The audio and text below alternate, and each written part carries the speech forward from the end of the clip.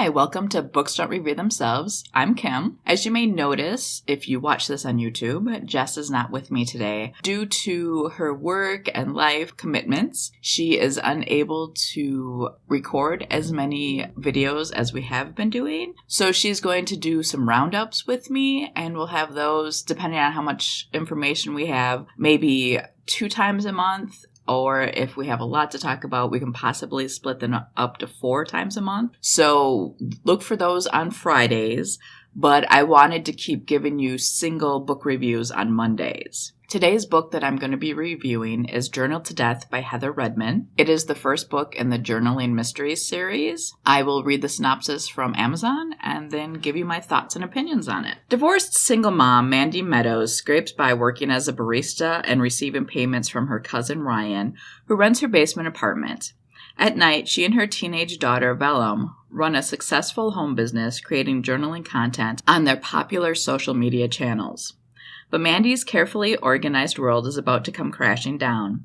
While filming their latest journaling tutorial, Mandy and Vellum hear a loud noise on the basement stairs, and Mandy is horrified to find Ryan dead on the landing. The police quickly start to treat the death as a murder, with Mandy and Vellum as chief suspects. Why would someone murder Ryan? Determined to clear their names and find Ryan's killer, Mandy soon discovers he wasn't the man she thought he was. As I've mentioned before, and if you read our reviews at all, I read a lot of cozies. The author approached us and asked us if this is one that we would like to read, and we said, sure, we would love to read it. So it basically starts out with Mandy and her daughter Vellum, and every time I got to this name, it would stop me because it's such an unusual name. And I would always think to myself, that's that paper, it's kind of like a see-through paper. You see it a lot of times in wedding announcements. They have that extra piece of paper besides the announcement. That's what that is. And I don't know why it just struck me as weird/funny every single time, because I'm like, okay, that's an unusual name. It has to do with journaling. And Mandy wasn't journaling when she had her daughter. So, it was just perfect that she picked this name for her daughter. So that's just a little side note, but that is something that I just kept thinking over and over again when I was reading the book. So it starts out, Mandy and Vellum are recording a video for Mandy's journaling business. I guess I should say Mandy and Vellum's journaling business. And that journaling business is called Mandy's Plan. So they're recording this, and then all of a sudden they hear this noise. And Mandy goes to investigate and sees that her cousin Ryan is on the ground, and it appears that he has tripped on one of her journals and fallen down the stairs and died. So the police come, and then they start investigating, and we find out that it wasn't an accident, and actually someone had smashed his face in. At that point, Mandy and Vellum were now suspects. Kinda, sorta. Because they were recording this whole thing when it happened. So you could see, even though you couldn't see their faces, you could see their hands because they were writing to write in their journals and to draw pictures and stuff. I'm going to talk about that really quick, the journaling aspect of it. That is really cool. It's really popular right now. Tons of different types of journaling. In the past, I've tried to journal myself. My journaling is more writing than making calendars and stuff. I'll write for maybe a month or 2, and then I just kind of putter out. I probably had 6 different journals that I had started, and then dated and then stopped. And then a year later, I'd pick it up again. Now I just don't anymore because I know I'm not going to stick with it. This is where social media can kind of come in handy for us people who, I don't know if you want to call us lazy or just unmotivated or whatever to journal. But social media can be a good way to keep track of what was going on in our lives during different times. The type of journaling that Mandy and her daughter do, though, is more intricate and artsy. They write goals for the month or keeping track of your health-related topics. So there's a lot of drawing and penciling and a lot of themes. And this is how Mandy makes her money. By the videos, she'll make money through videos. When you have a big enough YouTube channel, you receive money through videos when people watch it. But she also sells stickers and stuff like that. So she has different themes for the month. For her February was cactuses, and then she's getting into cherry blossoms and tulips and stuff like that. I think that's actually really cool. There are some gorgeous, beautiful journals out there. It's just, once again, not something that I I would do because I just don't keep up with it. But if you are someone that journals, and if you do put up pictures of it on Instagram, or if you do YouTube videos or something, let us know. I'd love to take a look at them, see what you got going on. Okay, so we have the whole mystery thing of who killed Ryan. They're kind of suspects, but not really.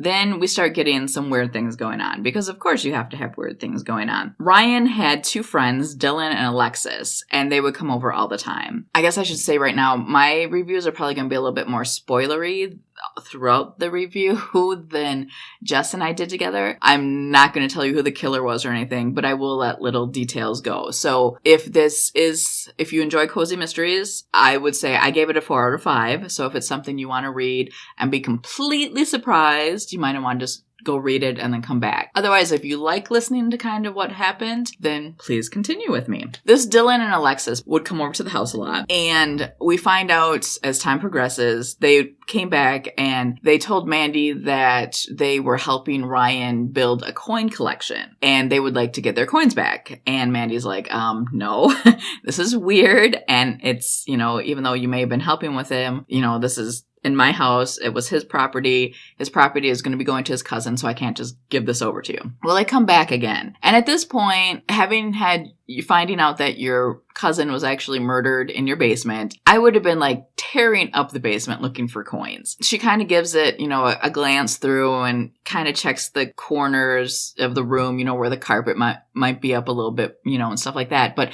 doesn't really look into it deeply. So you have that weirdness going on.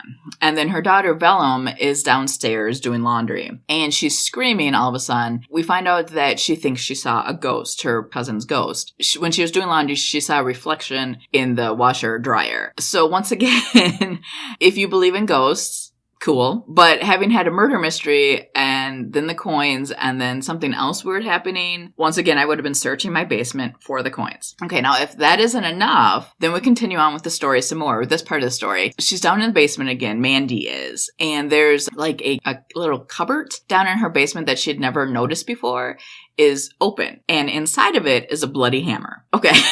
I mean, at this time, I would have been calling contractors and been like, hey, can you bring your saws and hammers and sledgehammers and whatever else over and, destroy my walls here to see what's happening. She still is just like, this is kind of weird, but not going full tilt into it. So that to me was kind of aggravating. Now, the part that really got me is her other cousin, Ryan's sister, comes over, and she had told Mandy that she wanted her to box up all of Ryan's stuff for her.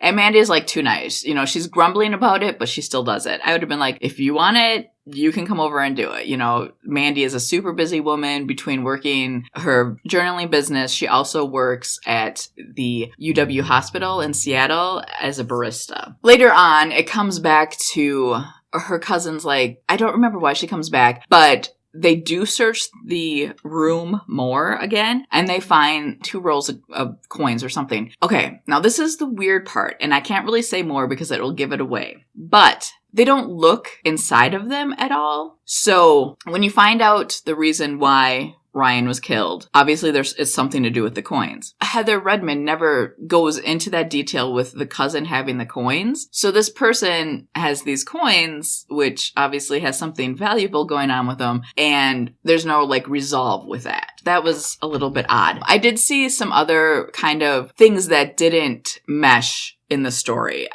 This is an arc of the story, so it's not a completed edition of it. So I will say I hope that they read through it again just to make sure that the story does flow and there's not any loose ends like that, because I did find a couple more. Okay, besides the whole coin issue and what's going on with that, you also have Mandy working at the hospital. And she has doctors coming and nurses, to get coffee along with just regular people. So we have her boss, whose name is Fana. And we also have a coworker who's Kit. Then we have a couple of the doctors that kind of stand out. One is Dr. O'Halloran. and they call him Dr. O'Hadi because he's super hot. And then another doctor is Dr. Tristan Burrell. Now, there's some hinky stuff that starts going on with Dr. O'Halloran. He ends up taking a biscotti and not paying for it. And Mandy, like, doesn't even think. She just reacts, and says, hey, you forgot it. Can you just pay for it? And he is like, basically tells her to F off. He needs to get to surgery, so he can't be bothered with this. But a different doctor's with, and she's like, here's $5, pay for it and put the rest in your tip jar. And then you have him come back later and ask her out for a date. And she's like, no, I don't think so. Even though you're hot and you make tons of money, you kind of seem like a D-bag. So I'm going to pass on that. Plus, I'm super busy with my life. So that doesn't go over well, obviously, because most doctors, it seems, have a God complex. Then we have later on in the book, like towards the end, she is just making the drinks and her coworker is actually doing the cash register. And various doctors and nurses, they have their regular things that they always get. And normally Dr. O'Hadi, he gets a 4-shot of espresso. She just makes that for him. And then he ends up getting sick. She gets reprimanded and stuff. And she's like, that's what he asked for though. But then she starts second guessing herself because he said he just asked for 2 shots of espresso. She's like, did I just make it because that's what he normally asked for? Or isn't that really what I was told to make? So you have that weirdness. And then you have 3 nurses that all get sick and they blame it on the coffee house and on the coffee house's cookies, which Mandy just happened to be the one who made up the batch of cookie dough. So they start investigating it more and various things come out of the investigation.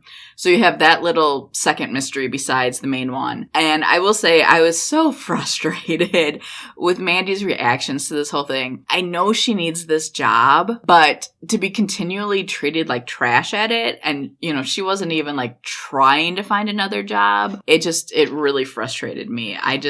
I'm like, please start looking for another job because obviously this place is not the best. Because besides all that drama that was going on, I'm going to back up a little bit. And towards the beginning of the book, her till was short like $15. And her boss, Fana, basically said, you need to either pay me $15 now or you're fired. So Mandy, who is a single mom, and doesn't get child support or very much child support. She really couldn't afford it. So there was that whole thing. And then a little bit later on in the book, Kit is short like $11 or something. And Fana once again says, you need to pay this. And Kit like goes off on her and says, no, I don't. This is something that's going on elsewhere. I don't know what's happening, but this is not us. So this was another unresolved thing. Unless I totally missed it in the book, or it's added later on, is there's something hinky going on with the money, and we don't find out what it was. I'm thinking that maybe Fana was like taking the money or something, but I'm not positive. So if you do read this book and figure out what was happening, or if it was added later on in an edition that I didn't read, please let me know below, because I want to know if I did just miss it, or if this is another inconsistency with the story. So we have those 2 big mysteries. That was pretty much it. Between those 2 mysteries, we solve Ryan's death, which is great. Some things that I want to point out about this one that I really enjoyed is the relationships like between the women, especially the mother and daughter, between Mandy and Bellum. It was wonderfully written. I really enjoyed that part, seeing that, how they interacted. Between Mandy and her mom, there was a good relationship there. Between Mandy and one of her neighbors, Linda, and I believe Linda's like 15 years older than her, something, 10, 15. That was a really good relationship too, so that was wonderful to see. And then finally, there's another coworker kind of Mandy's. She's a nurse at the hospital who also is trying to run a journaling business too, but it's not taking off as well as Mandy's did. And this neighbor, her name is Reese. At first, they don't have a great relationship, but as the book progresses, it gets better, and I can see it being a really nice relationship in future books. Besides some of the inconsistencies in the book that I found, I thought the mystery itself was well written. I was frustrated with Mandy at times just because of the way that she acted, so I hope in future books that she gets a little bit more backbone. I did love the relationships between the women, and I think there's tons of potential with this series in regards to it taking place at a barista shop in a hospital. I mean, you're going to have so many different things that you can do in regards to mystery or in regards to characters. There's perhaps the start of a love interest with a character in the book, which if it happens, I'll be very excited about. That seems like it could be a fun thing too. And then also you have her journaling business, which possibly like if she goes to conventions or something, you can have, mysteries happening there. And just the reading of the journaling itself, if you are someone who enjoys journaling or possibly is thinking about journaling, this could be a mystery series that you enjoy a lot. I did enjoy the way that the author talked about and explained journaling. It seemed really fun and interesting. And I do want to just kind of look up some stuff really quick on, Etsy or YouTube. And, it's fun to check out other things and learn other things. I'm not saying that I will end up journaling myself because my past track record, but, new things are interesting to find out. Okay, so let me know if you read this, what you thought yourself, if there's any other cozy series out there that you think I need to read. And also, Jess will still be doing some with me, so that is wonderful. Obviously, she brings a different energy with her, which is great, and I love going back and forth with her talking about books. So it was a little odd doing this one by myself. Okay, like, subscribe, tell your friends, hit the bell icon so you get told when we have another video up. Thanks for watching, and we'll see you next time.